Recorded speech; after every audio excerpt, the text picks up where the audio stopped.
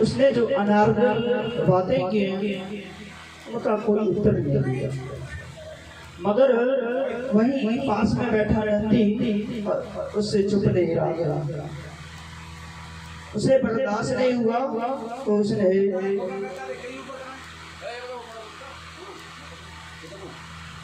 उसने उसे दक्ष को बुरा भला कहने लगा। इधर दक्ष ने भगवान शंकर से कह रहा है, दक्ष सह भागमना लभता देव देवी शभागा।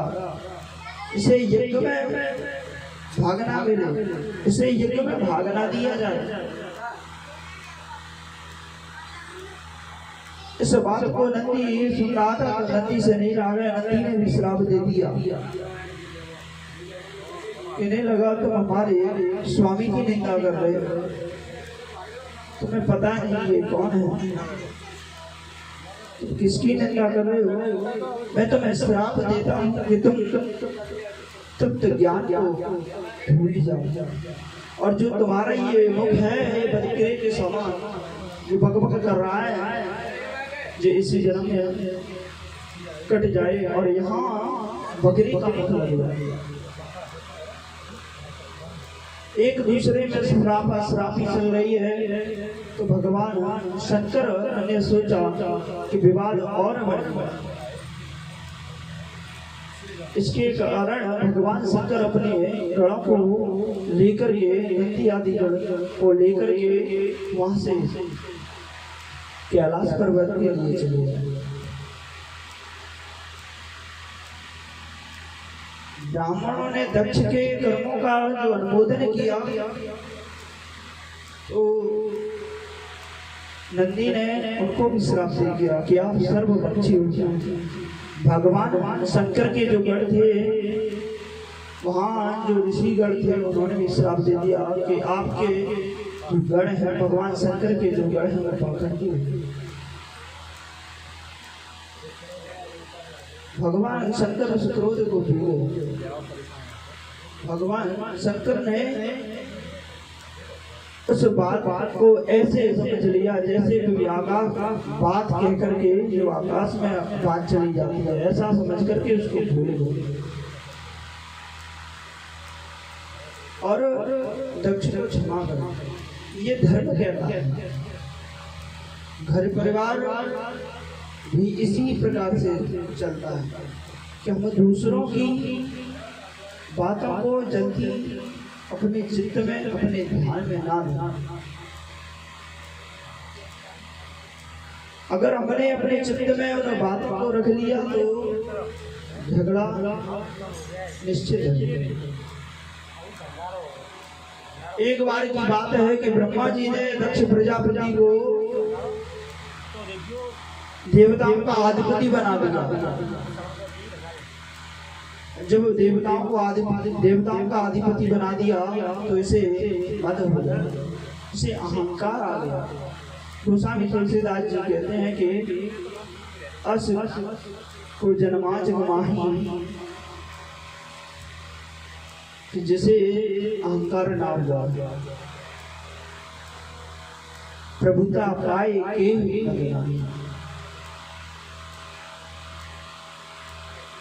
प्रभुता को पाकर के ऐसा कौन सा व्यक्ति है कि जिसे मद ना हो।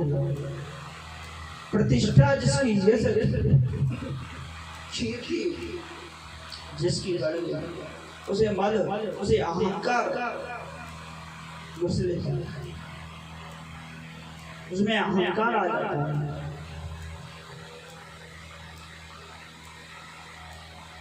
दक्ष प्रजापति घमंड में अहंकार में एक विशाल यज्ञ का आयोजन करता है जिसमें सभी देवताओं को निमंत्रण देता है, पर भगवान शंकर को निमंत्रण नहीं। भगवान शंकर को निमंत्रण नहीं देता और देवताओं से कहता भैया जो भी देवता हमारे यहाँ आए वो सब के सब कैलाश पर्वत से होकर के आए, अपने विमानों को कैलाश पर्वत घुमा करके लेके। और भगवान शंकर को जब इसने निमंत्रण नहीं दिया। इधर देवतागण दक्ष प्रजापति के यज्ञ में जा रहे हैं।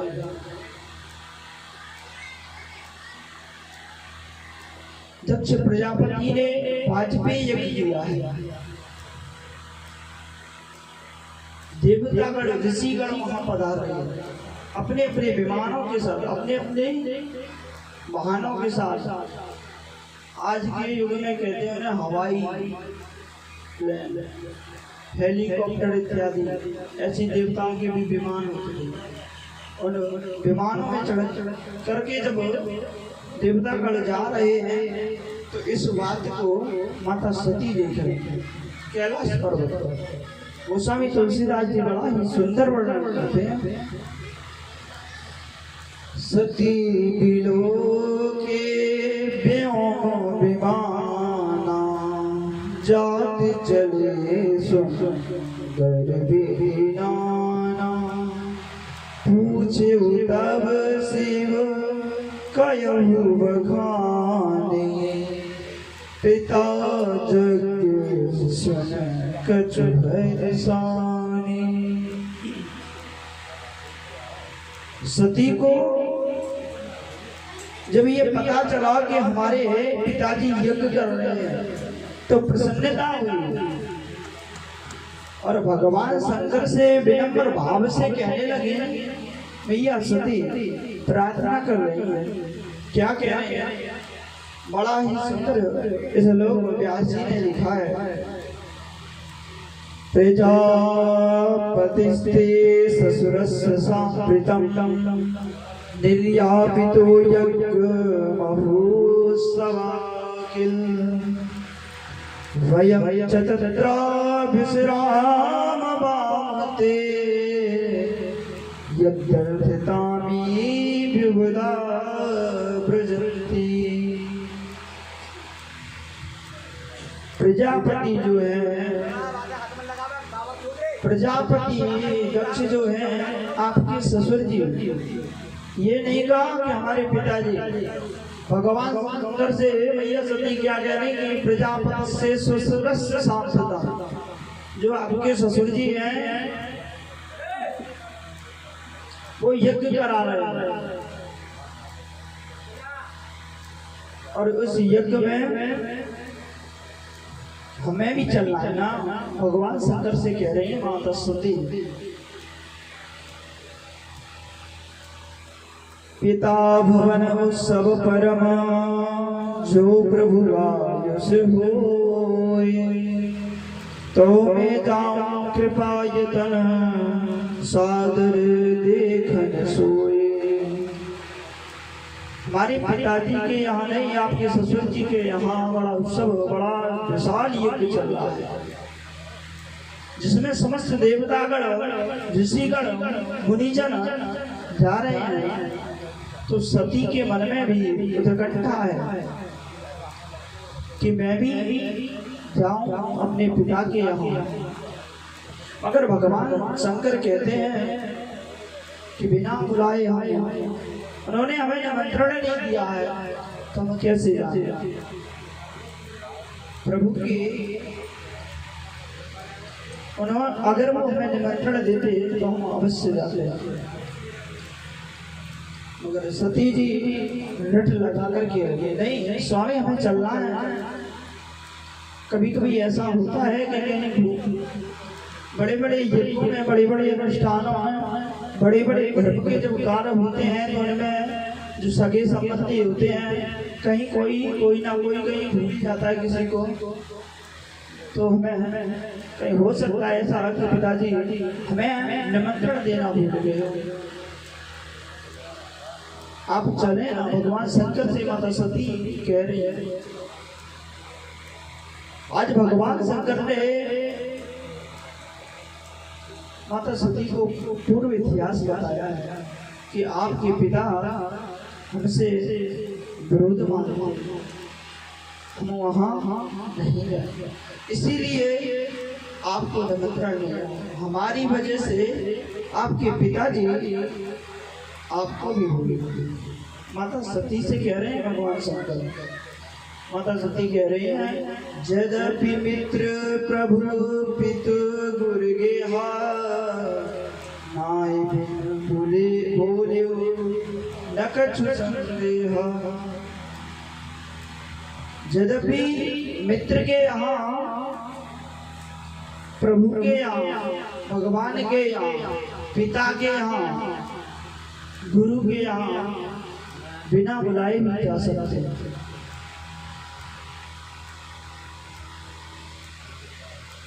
तो भगवान शंकर कहने लगे बिना बुलाए तो जा सकते हैं, मगर गोस्वामी तुलसीदास जी बड़ा ही सुंदर वर्णन करते हैं, तदपि विरोध मान जहाँ कोई, तहाँ गए कल्याण जाए। जो विरोध मानता हो, भगवान शंकर ने कहा सती जी से, जो विरोध मानता हो वहां शुभ काम हो रहा हो तो नहीं जाना चाहिए। परंतु सती मैया ने, सती मैया को याद आ रही है, सती मैया कह रही हैं कि मैं अपनी माता से मिलूंगी, बहुत सारी मेरी बहनें हैं, सब बहनों से मैं मिलूंगी। जिस दिन से हमारा विवाह हुआ है उस दिन से हम अपनी बहनों से नहीं मिले। इस यज्ञ में आप नहीं जाना चाहते तो चलो कोई बात नहीं, आप हमें तो आज्ञा दें भगवान, आप हमें तो जाने दें। और आज भगवान शंकर माता सती का भाव देख करके सती से कह दिया जाइए, मगर फिर भी भगवान कह रहे हैं, भगवान शंकर फिर भी एक बार सती को समझा रहे हैं कि आओ नहीं आदर नहीं, नैनन नहीं सरे, तुलसी वहां न जाइए जहाँ कंचन बरसे। जहाँ सम्मान, जहाँ सत्कार ना हो, जहाँ आपके जाने पर कोई, जहाँ आपके जाने पर कोई प्रसन्न ना हो, ऐसी जगह पे, ऐसे स्थान पर चाहे सोना ही क्यों न बर, कंचन बरसे, कंचन कहते हैं सोने को, सोना ही क्यों न बरस रहा हो, ऐसी जगह पे नहीं जाना चाहिए। मगर आज भगवान शंकर सती के भाव को समझ गए हैं और नंदी को बुलाया है, और नंदी आदि गणों के साथ में सती मैया को दक्ष यज्ञ के लिए भेज दिया। देखो यहाँ समझने की बात, बहुत ही सुंदर बात कही है। सती क्या है? सती है श्रद्धा, और शिव क्या है? विश्वास। रामायण में श्रद्धा विश्वास, श्रद्धा और विश्वास। सती का है श्रद्धा। अगर श्रद्धा विश्वास को छोड़ देगी तो क्या होगा? नष्ट होना पड़ेगा, खत्म होना पड़ेगा। इसी प्रकार मैया सती नंदी पर सवार होकर के पिता के यहाँ पहुंचे हैं यज्ञ में। तो उनकी बहनें और माताएं जब यज्ञ में पहुंची हैं सती जी, तो पिता ने देखा है, दक्ष प्रजापति ने देखा है कि मेरी पुत्री सती आ रही है, तो सब सेवकों को, सब रिश्तेदारों को, सब नातेदारों से मना कर दिया कि इससे कोई बोलेगा, ये बिना निमंत्रण गया।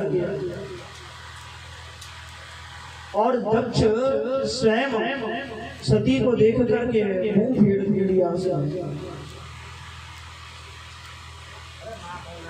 और गोस्वामी तुलसीदास जी लिखते हैं कि सादर मिली भली एक माता, भगिनी मिली बहुत मुस्काता।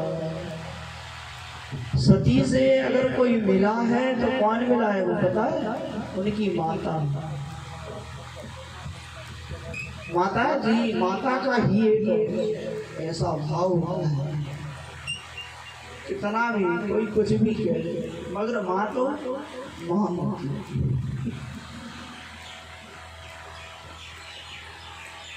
सादर एक प्रेम से, एक स्नेह से, एक सती से उनकी माता जी मिली। बस भगिनी मिली बहुत मुश्किल था, बहुत बार यहाँ गोस्वामी तुलसीदास जी ने एक पौधा है बहुत अच्छा, और एक का बहुत अच्छा, मतलब हमारा हंसी हमारी मजाक कहने लगते हैं। बहन उनकी सती की कह रही हैं कि तुम्हारे पति ने कहीं महल बनवा लिया कि अभी अब वहीं पहाड़ों में, वहीं कैलाश पर्वत पर टिके। वो कुछ जैसे पहले रहते थे वैसे ही हैं कि कुछ अच्छा पहनने ओढ़ने लगे। आज इस प्रकार से उनकी बहनें गए,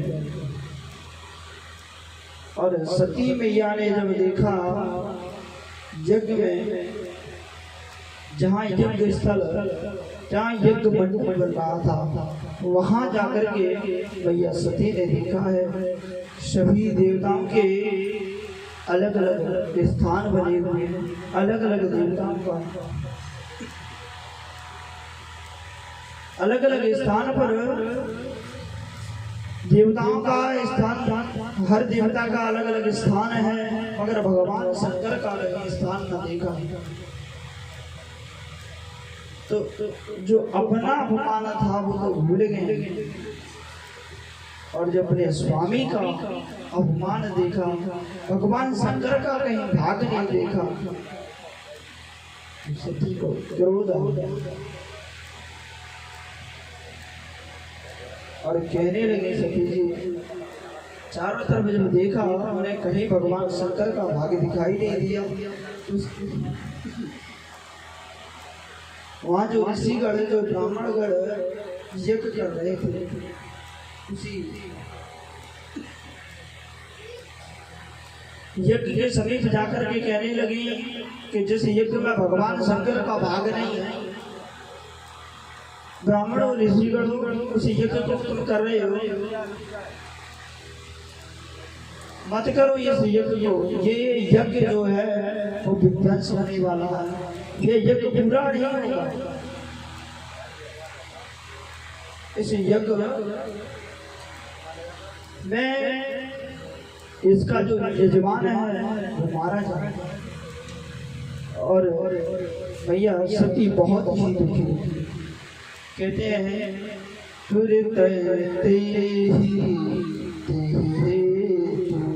उर्धर चंद्र मौल ब्रश के अस कहीं जोगे अग्नि तन जारा भयो सकल मख हाहाकार। भगवान शंकर को अपने हृदयस्थ करके, अपने चित्त में भगवान शंकर का वो मधुर, वो सुंदर छवि को रख करके भैया सती ने यज्ञ कुंड से अपने अंकुष्ट से अग्नि को प्रविष्ट किया और उस अग्नि में अपने शरीर का त्याग कर दिया। कुछ रुद्रगणों ने वहाँ कुछ क्रिया करनी चाहिए, मगर उन्हें ब्राह्मणों ने धमका के फटकार के भगा दिया। इस बात को सुन करके, इस बात को भगवान शंकर ने देवर्षि नारद ने, जब भगवान शंकर को देवर्षि नारद ने जब जाकर के की जानकारी दी तो भगवान शंकर को क्रोध आया, और भगवान शंकर ने अपनी जटा से अपनी एक जटा निकाली और एक जटा जो पृथ्वी पर उस जटा को मारा तो उससे एक वीरभद्र नाम का भक्त पुत्र उत्पन्न हुआ। वीरभद्र भी भगवान शंकर के पुत्र थे और वीरभद्र का जो शरीर है, जो आकार है, वो विशाल आकार है। ऐसा लग रहा है जब पृथ्वी पर चल रहे हैं तो पेड़ों को पहाड़ों को बांधे हुए हैं, जिनका पैर तो पृथ्वी पर है और सिर जिनका आकाश में लगा है, विशाल भुजाएं हैं। और भगवान शंकर से वीरभद्र जी कह रहे हैं कि भगवान मुझे क्या आदेश है। आज भगवान शंकर ने कहा दक्ष का यज्ञ ध्वंस कर दो, जाकर के जो यज्ञ चल रहा है इसको नष्ट कर दो।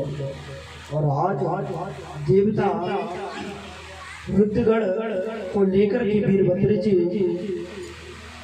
पहाड़ों को पेड़ों को रौंदते हुए चले जा रहे हैं और जाकर के यज्ञ में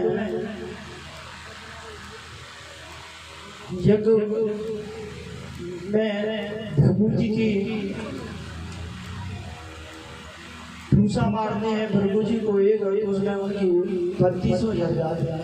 पूसा जी की दाढ़ी को उखाड़ लेते हैं जो यज्ञ कर रहे थे।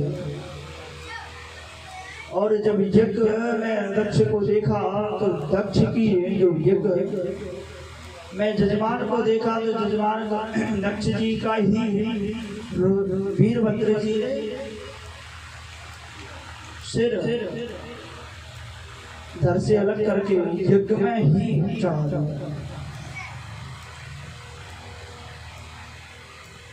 और यज्ञ को समाप्त कर भगवान शंकर के यहाँ वहाँ चले आए वीरभद्र जी। अब देवता भी इधर उधर भाग गए, मगर ब्रह्मा जी ने और अन्य देवताओं ने सोचा कि भगवान जब देवताओं का ही यज्ञ पूरा नहीं हो रहा है तो मनुष्यों का यज्ञ कैसे होगा पृथ्वी।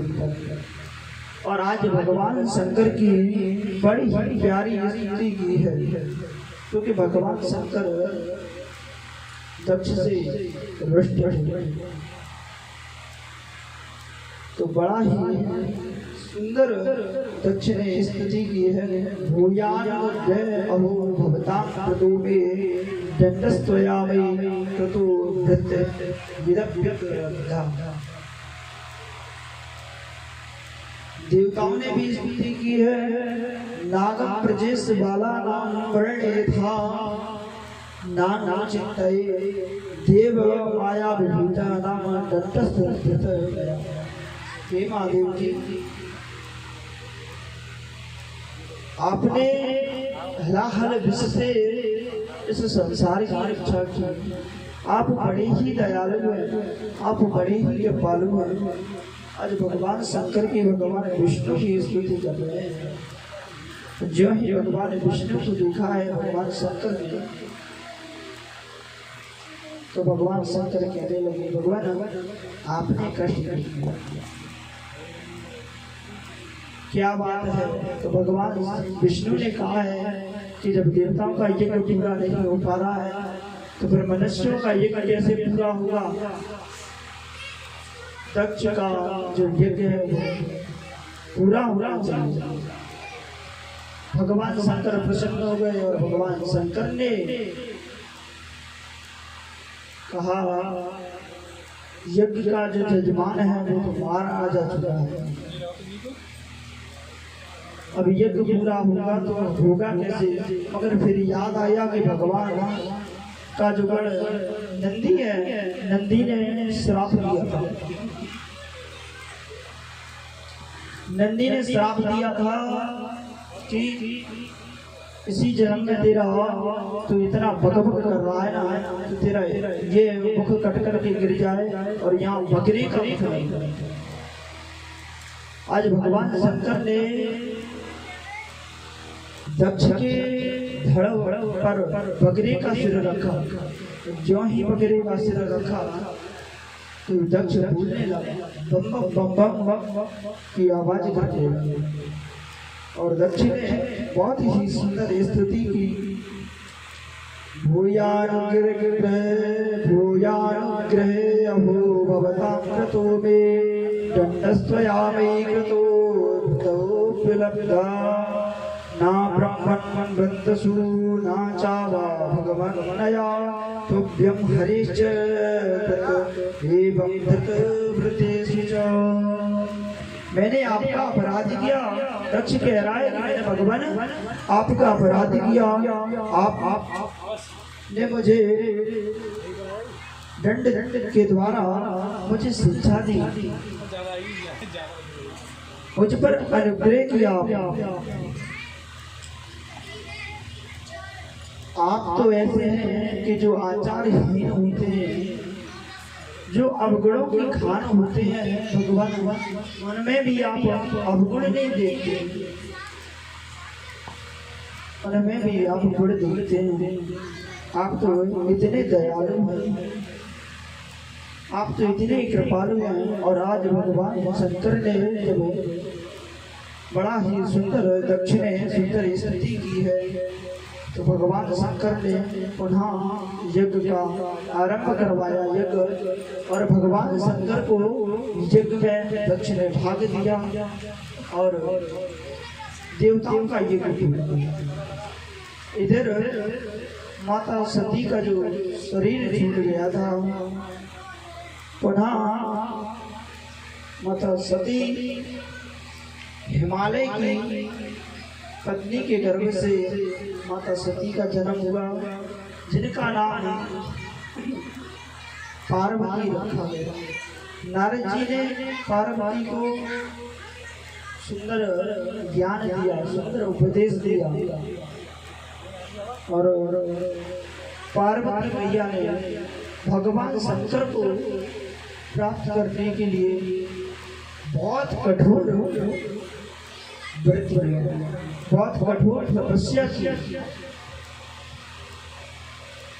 तपस्या करने के बाद में भगवान सप्त ऋषियों ने भगवान शंकर के आदेश पर सप्त ऋषियों ने उनकी परीक्षा ली।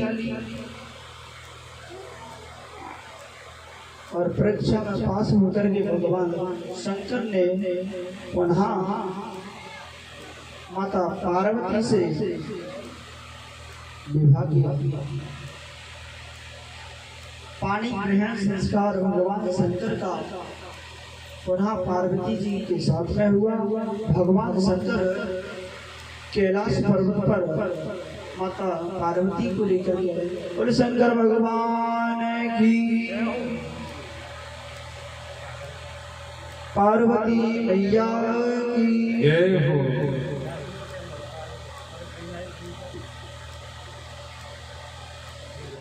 एक महाराज सुखदेव, आचार्य सुखदेव जी से महाराज परीक्षित प्रश्न करते हैं, भगवान गुरुदेव आपने हमें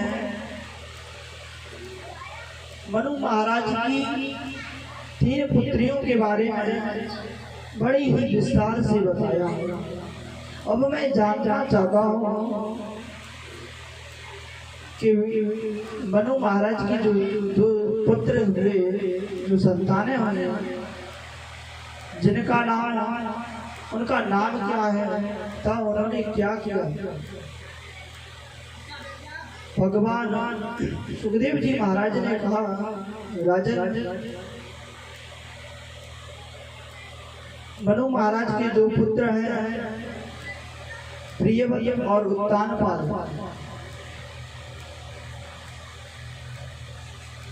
राजा उत्तानपाद का बड़ा ही सुंदर चरित्र है, बड़ा ही अलौकिक चरित्र है। उत्तानपाद का अर्थ क्या होता है? उत्तानपाद कहते हैं जिसका पाद मतलब पद प्रतिष्ठा, जिसकी उत्तम, जिसका समाज में यश प्रतिष्ठा अच्छी हो से उत्तान पादी जाती है। महाराज और दूसरे का नाम प्रियव्रत। तो राजा परीक्षित ने कहा है कि भगवान मैं उत्तानपाद के बारे में जानना चाहता हूँ। उत्तानपाद की दो पत्नी है, एक सुरुचि और एक सुनीति। सुनीति किसे कहते हैं? जिसकी सुंदर नीति है, जो घर को बांध करके चले, जो आपस में परिवारजनों में प्रेम रखे, उसे सुनीति कहते हैं। जिसे जो बड़ों का सम्मान करे, बड़ों का आदर करे, बड़ों की सेवा करे, उसे सुनीति कहते हैं। और जिसका सुरुचि कहते हैं, सुर धज्जी, जिसका सुर और ताल किसी में ना मिले, उसे सुरुचि कहते हैं। महाराज उत्तानपाद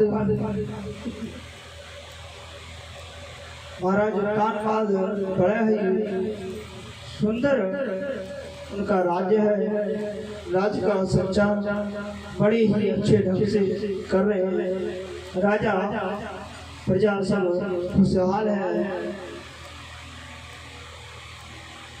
बड़ा ही सुंदर, हर प्रकार से प्रजा सुखी है। मगर उत्तानपाद के मन में एक चिंता है कि उन्हें कोई राज्य का उत्तराधिकारी नहीं है। और सुनीति मैया जब राज्य का कोई उत्तराधिकारी लेने में मैं सामर्थ्य नहीं हुआ, तो आज हमारे पास सुनीति कह रही है, स्वामी मैं आपके राज्य का आपको उत्तराधिकारी प्रदान नहीं करा पा रही हूँ। आप अपना विवाह दूसरा कर लें। इस राज्य का कोई ना कोई तो उत्तराधिकारी होना चाहिए। और माता सुनीति के बार बार कहने पर, बार बार आग्रह करने पर राजा उत्तानपाद अपनी सुनीति की बात को मान करके अच्छा सुंदर विवाह सुरुचि महारानी से करके लेके आए हैं। सुरुचि पालकी में बैठी हुई है और माता सुनीति सुंदर आरती का थाल सजा करके लेकर के आई है। तो सुरुचि ने राजा उत्तानपाद से पूछा है, भगवान ये कौन है?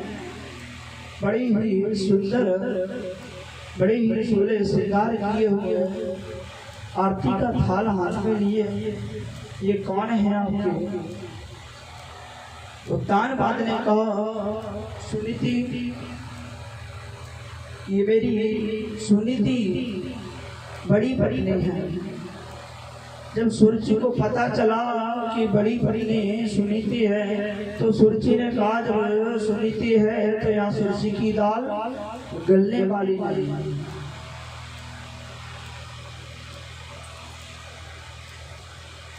और सुरुचि ने कहा कि मैं राजमहल में अंदर तभी जाऊंगी जब आप सुनीति को राजमहल से बाहर करेंगे। जब आपको पता था, जब आपका विवाह हो चुका था, तो फिर आपने हमसे विवाह क्यों किया? आज जब इस बात को माता सुनीति को पता चला है कि सुरुचि महल में आने से मना कर रही है मेरी कारण, तो माता सुनीति ने महाराज उत्तानपाद को समझाया है और उत्तान पाद के ना जान उसके मना करने पर भी सुनी थी नैया महलों से बाहर आ गई, झोपड़ी में निवास करने लगी। उत्तान पाद सुरती को राजमहल में राजघराने में रखने लगा है। कंचन चमड़ी में नया मंत्र मुक्त हो गया है, उसे अब किसी की परवाह नहीं। भगवान की एक बार बहुत बड़ी कृपा हुई। जंगल में राजा शिकार खेलने गए और खेलते खेलते जब उन्हें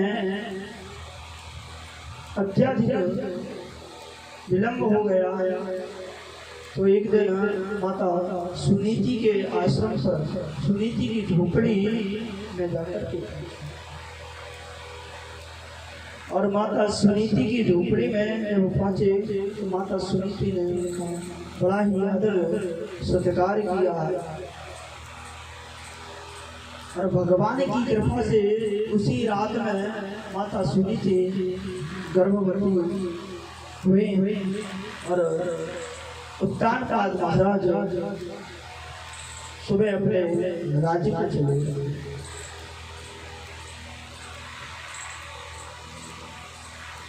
उत्तान पाद अपने राज्य को चले आए हैं। यहाँ कुछ समय बाद माता सुरती भी गर्भ से हुए और समय आने पर माता सुनीति ने एक सुंदर पुत्र को जन्म दिया जिसका नाम ध्रुव रखा गया। और ध्रुव जी महाराज की जय हो।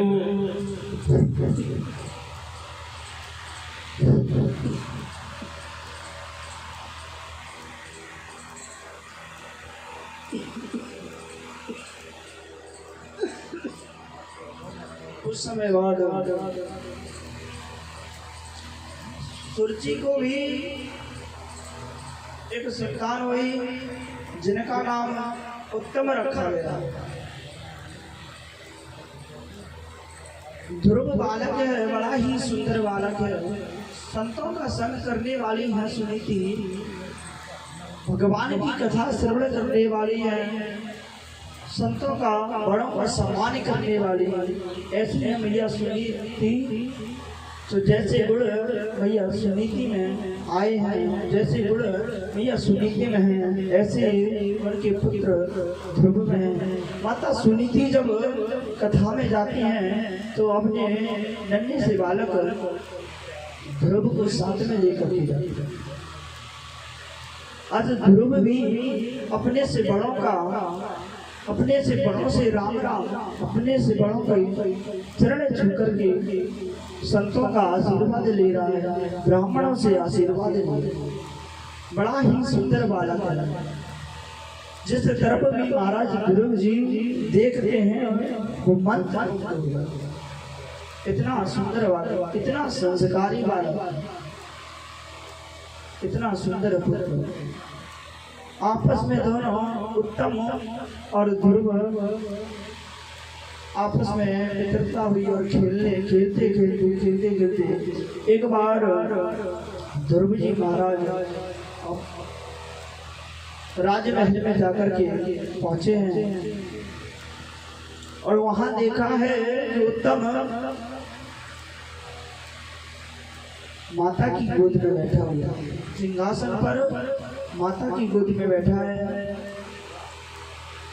आज ध्रुव को भी लगा उत्तम माता की गोद में बैठ कर के कितना सुंदर लग रहा है, और ध्रुव को भी ऐसा लगा कि मुझे भी पिताजी की गोद में बैठना चाहिए। इस आशा से ध्रुव जी महाराज ने अपने हाथों को ऊपर कर दिया। गोदी में लेने के लिए राजा के तरफ हाथ कर दिए। इधर इस बात को सुनीति और सुरुचि देख रही थी और तुरंत सुरुचि ने डांट दिया कि तुम इस गद्दी के अधिकारी नहीं, तुम इस गोद के अधिकारी नहीं, क्योंकि तुमने जो जन्म लिया है वो मेरे गर्भ से नहीं लिया। मेरे गर्भ से जो पुत्र हुआ है, इस राज्य पर तो उसका अधिकार है।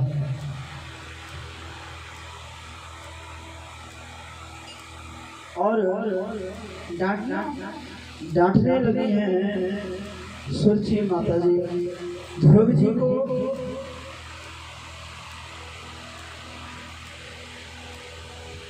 और ध्रुव जी को जब अपशब्द कहने लगी हैं कि तू इस राज्य का अधिकारी नहीं है, और जाकर अब तू एक काम कर, इस राज्य का अधिकारी इस गद्दी पर तू तभी ही बैठ सकता है जब तू मेरे गर्भ से जन्म लेकर के आएगा।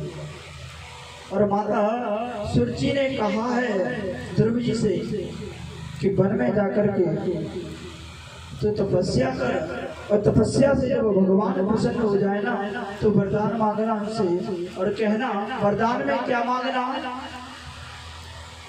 कि भगवान आप अगर हमसे प्रसन्न हो तो माता सुरुचि के गर्भ से मुझे जन्म मिले, ऐसा वरदान मांगना। जब तू मेरे गर्भ में आएगा, जब तू मेरे गर्भ से जन्म लेगा तो इस राज्य का, इस गद्दी का अधिकारी, इस गद्दी पर बैठ सकता है। आज ध्रुव जी माता मौसी ने उन्हें डांटा है तो रोते अपने भैया सुनीति के पास पहुंचे हैं। माता सुनीति के पास में जब पहुंचे हैं, आज माता सुनीति ने अपने पुत्र का मुख कुछ उदास सा दिखा है। ऐसा लग रहा है किसी ने इसको डांटा है, किसी ने इसको मारा है। और आज भैया सुनीति कहने लगी बेटा क्या हुआ, क्या बात है, क्यों इतना दुखी हो रहा है, क्या कारण है, बता तो सही। आज ध्रुव जी कहते हैं अपनी माता सुनीति से कि भैया तू कहती थी तो पहला में रहने वाली तो माता मौसी माता है मेरी, आज उसने मुझसे बहुत ही कटु शब्द कहे। आज अपने दिल पर सुनीति भैया पत्थर रख कर के पूछने लगी हैं। ध्रुव जी रो रहे हैं, कह रहे हैं मुझे पता था, मुझे ऐसा पता नहीं था कि मौसी माँ ऐसी भी होती है, छोटे छोटे बालक, छोटे से बालक से ऐसे भी बोल सकती है, मुझे पता नहीं था, मैं नहीं जानता। और आज ध्रुव जी से सुनीति मैया पूछ रही हैं अच्छा ऐसा क्या कह दिया तुझसे, माता मौसी ने क्या कहा तुझसे, बताना पुत्र, तू रो क्यों रहा है, चुप हो जाना, शांत हो जाना, बता तो सही है। और आज अपने पुत्र को छाती से लगा करके माता सुनीति ने अपने आंसुओं को रोक करके पूछने लगी।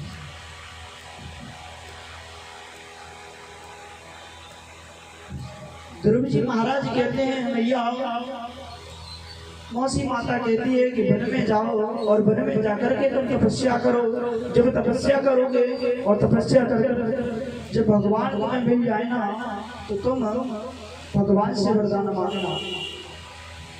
मैंने तेरे गर्भ से जन्म लिया है इसलिए उस गद्दी का मैं अधिकारी नहीं हूँ, उस गद्दी पर मैं नहीं बैठ सकता।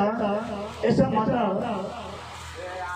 सुनीति, ऐसा माता सुनीति से ध्रुव जी कह रही है।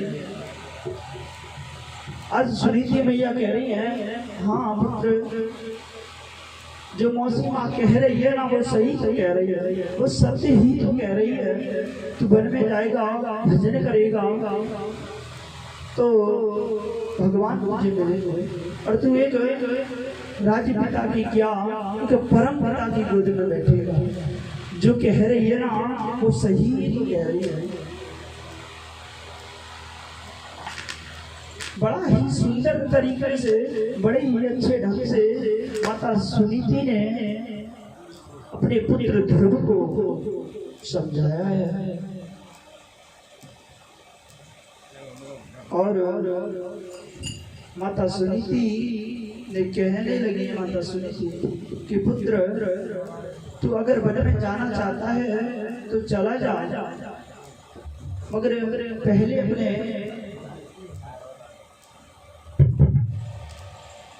अपनी माता से, सुरची माता से जाकर के आशीर्वाद तो ले आ। और आज ध्रुव जी महाराज सुरची के पास में गए हैं आशीर्वाद लेने के लिए। माता सुरची से कहते हैं कि मैया मैं वन में जा रहा हूँ, मैं भजन करने जा रहा हूँ, मुझे आशीर्वाद दो कि मुझे भगवान की प्राप्ति हो जाए, मुझे भगवान के दर्शन हो जाए। आज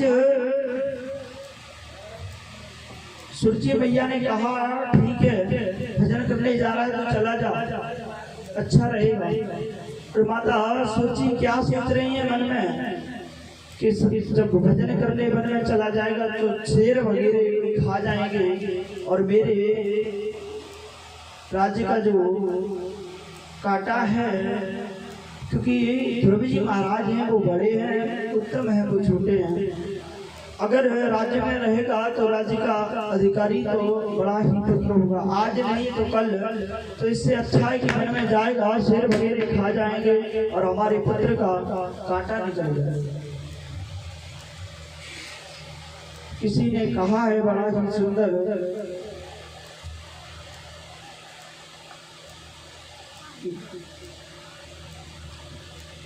केसर की खेती करी, गुलाब का पानी दिया,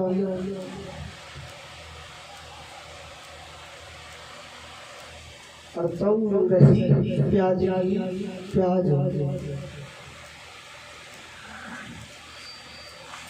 आज माता सुरची को दया नहीं आई कि छोटा सा बालक है वन में जाएगा।